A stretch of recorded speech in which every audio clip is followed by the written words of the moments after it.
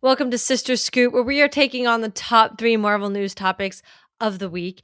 And the first is going to be about our Fantastic Four and kind of what the future of them look like.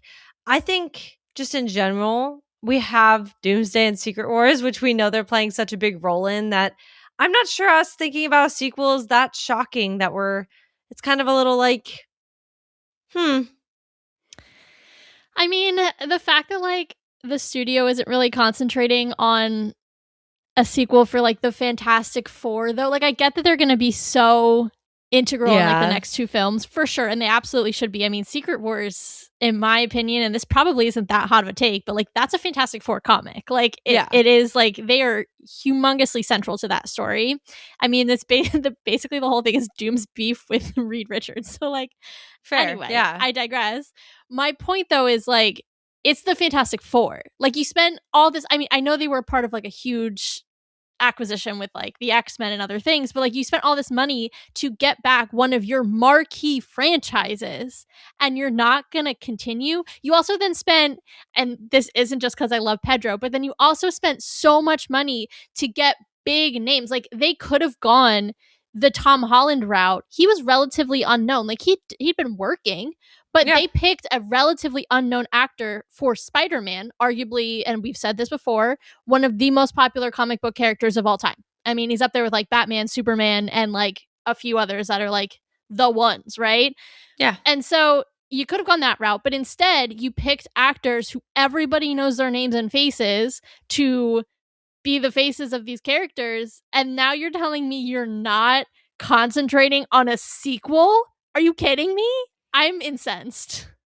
I think when you put it like that, I get it. But from the flip side of it, I do think, you have 2 major movies that are coming out that, to your point, are inherently Fantastic Four movies at their core. I mean, whose baby did Doom steal? You know what I mean? So it's I think if you are thinking about the fact it was only last year we got Fantastic Four, we're getting Doomsday at the end of this year. We'll have Secret Wars by the end of the year after that, by next year. It's all right, technically speaking, I know there's a lot of people in there, but it's the same thing that they did with Captain America with his 3rd movie. Oh, it's Captain America's movie. Yeah. But everybody's in it. I kind of feel like that's kind of the same idea here. So I can understand where they're not inherently going to sit there and try and spend too much time right now worrying about the Fantastic Four because they're kind of already doing it. This is inherently their story that they're telling, and they're going to be integral to it. So it's I get it that it's not a prime focus. I mean, we still have to finish a Black Panther trilogy, which granted that whole character has kind of gone through the ringer for a lot of reasons, but still we have to finish that trilogy. We have a Doctor Strange trilogy that, isn't done, but that's another character that I think has been so affected by these big team up movies. So I'm not shocked that it's kind of a backseat right now. We also have the X-Men coming. That's a big focus too. I'm not shocked. I won't be surprised if we hear about a Fantastic Four sequel in 3 years anyway. I just think right now it's not a focus, and I can understand why. I guess I don't know. I feel no, it's not. I guess it's Taylor doesn't like it. No, I see what you're saying. I feel there's good points for both sides. It's one, this is such a marquee franchise. You spent a lot of money on it. Then to your point, they are getting a lot of attention in these crossover films. I don't know. It's hard for me to sit there and be they're going to sit on Pedro Pascal and Vanessa Kirby for years, especially because when that film, in the lead up to that film, and I got things changed, don't get me wrong, but in the lead up to the film, it was oh, Pedro's going to be the new face of the MCU moving forward. And those were the conversations that, granted, none of them were confirmed, but those were the conversations that the insiders were saying were being had. Some of that may be because the movie didn't, explode expectations, but still, it's kind of whiplashy to go from those are the conversations to now, we're not really concentrating on these characters after some of these team up films. I don't know. I'm just struggling. I don't know. I think it's to be a little expected. And like I said, these are still their pretty much their story. So I think when you look at it from that perspective, that's a lot. I don't know another character other than at the beginning of the MCU itself that they pretty much slammed 3 movies worth. And I don't even think that counts to me if you're going to pretty much go back to phases 1 through 3 to try and reference, or like phases 1 and 2 to try and reference, especially. Like, I don't feel like that's fair, because obviously that was the point. They were trying to save themselves and create something, and they did, but I think, well, and they also had so many fewer characters at the time, so it was like, yeah, of course you're gonna do like a bunch of Iron Man movies, you know, within a few years, because you've only got 3 or 4 other characters at the time that you've even introduced. So exactly, different set of circumstances. To have a group that's getting that much attention so quickly, I think I can understand kind of cooling off from it afterwards. I guess I'm still salty. All right, well, moving on to our next topic. We have some rumors, and by rumors, I mean possible leaks, that possibly Ghost Rider could be in Doomsday. Now, I'm not sure this is entirely shocking either. I feel like whenever we're like, oh, maybe this character's in Doomsday, it's like, well, yeah, you know.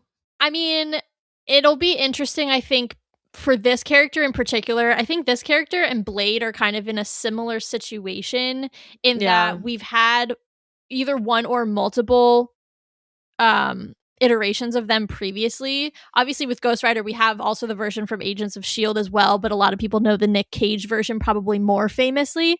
So you have multiple versions of this character. Is it one of the versions we've seen in the past? Is it going to be the new version? Like with Blade, are we getting Wesley Snipes, or are we getting Mahershala Ali? Again, not confirmed that they're even in this film, but if they're in there.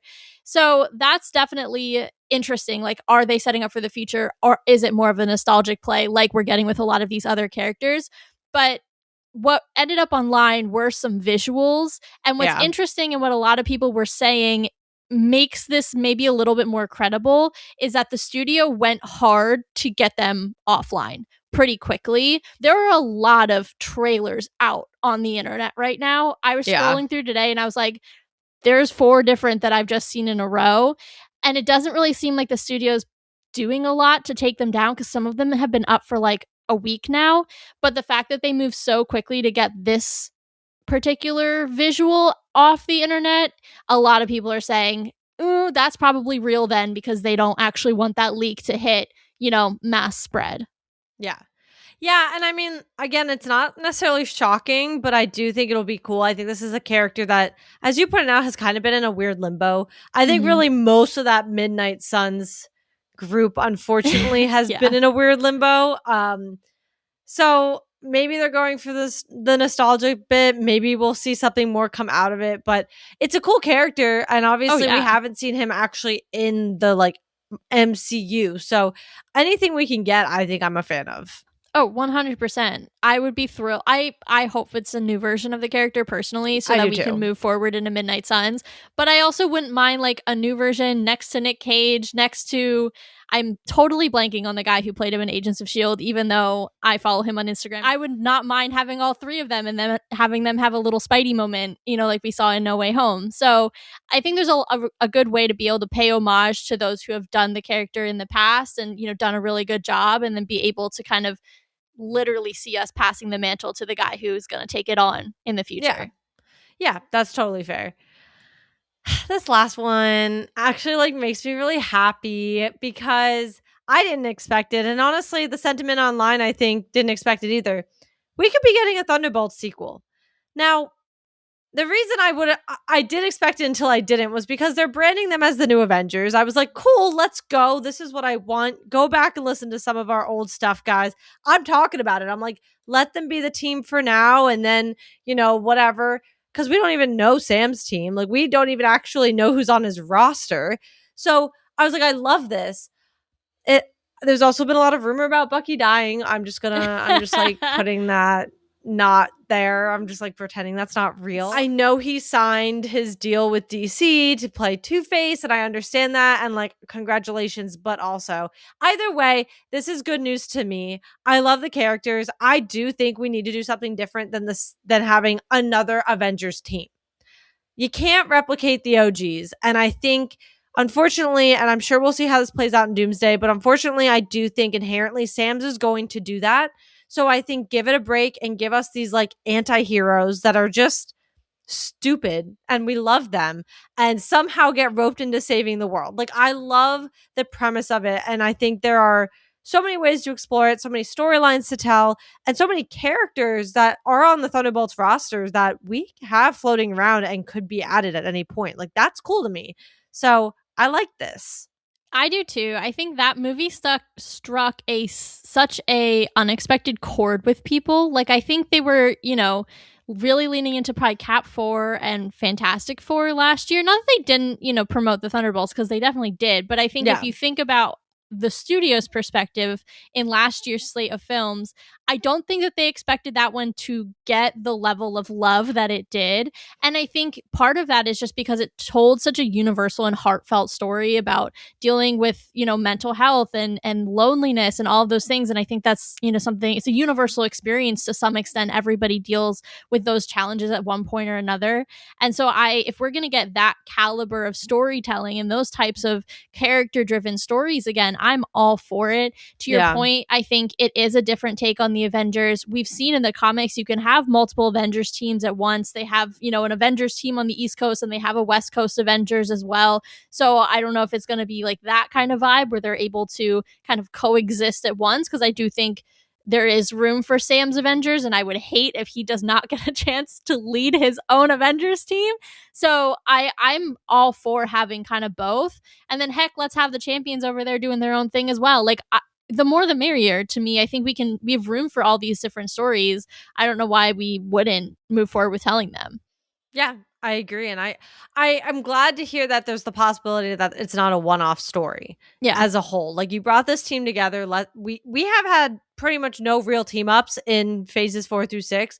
You brought them together. Let us actually see them. We also know they're acting as a team in Doomsday. So it's like, all right, do more with them. Let's not see it go to waste. And I think the last thing I'll say on this is one of the things I won't speak for everyone else, but one of the things I personally love about Age of Ultron is watching the Avengers after they've worked together for a certain amount of time, that camaraderie, that sense of teamwork, the way that they, have built friendships within the team. I think that's one of the there's a lot that's really good about Age of Ultron, but I think that's one of the more heartfelt things for me. And that's one of the things that makes it secretly one of my faves. Cause I'm you actually get to see them as a team. And then within a couple of movies, they're breaking up. And if we get that same kind of vibe, which I think we got in the end credit scene, I believe that was for Thunderbolts. Mm-hmm. Yeah. Because it's the Fantastic Four ship. So, if we can get that kind of vibe that we saw in that end credit scene, I'd be thrilled. I think having those interpersonal moments, sometimes when they're doing these big narratives that they're trying to move forward, they get lost. But that's the fun stuff. That's the stuff that everybody wants to gravitate towards. So I'm hoping that they kind of prioritize those relationships as well in a team that's not forming at this point, but is, fully formed. They're working together and they're learning how to be a team. Yeah, no, I totally agree. And we all know I love the Thunderbolts, so I would love to see them again, period, the end. But that has been this week's Sister Scoop. Make sure you guys are joining us again next week as we take on 3 more Marvel news topics. And of course, check out the podcast, as we are right now covering X-Men 97, which we've waited forever to come out. So I think you guys probably did too. Go listen to us on that side as well. We'll see you guys next week. Bye.